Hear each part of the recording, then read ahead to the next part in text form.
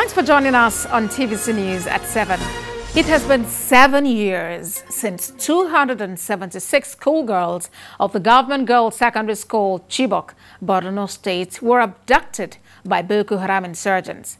The incidents drew a global outcry that birthed the Bring Back Our Girls movement. And despite continued efforts to secure the freedom of the girls, 112 of them are yet unaccounted for. Correspondent Habib Lawal reports. Nigeria's kidnapping crisis came to world attention in 2014 with the abduction of 276 girls from Chibok town in Borno State. The girls were preparing for their final year examinations when the insurgents attacked in the middle of the night. The Bring Back Our Girls campaign has since gained a voice following its campaigns for the release of the girls. It is 7 years after and not much has been achieved.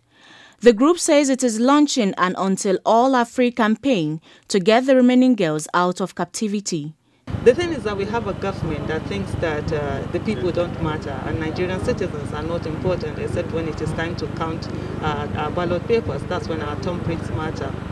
At the Bring Back Our Girls movement, we've always said that the rescue of our Chibok girls is not a privilege, it's their right as enshrined in the Constitution of the Federal Republic of Nigeria. In its 7 demands, the group asked the government to bring back the girls without further delay.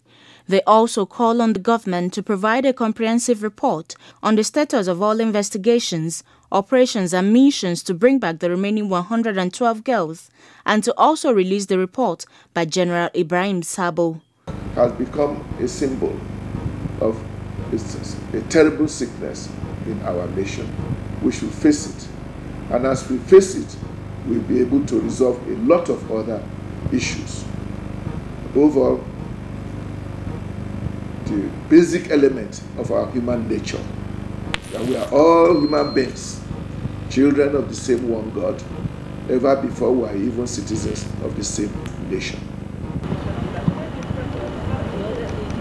TVC News spoke with Rebecca Samuel, mother to Sarah Samuel, one of the girls still in captivity. She is still in grief.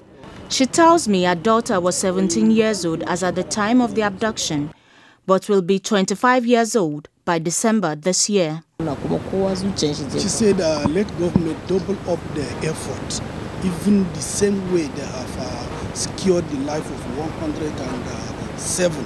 Let them secure this also. It is not good. There have been several other abductions where government had successfully engaged in negotiations to release the abducted. The Amnesty International report says over 640 students have been abducted between December 2020 and March 2021.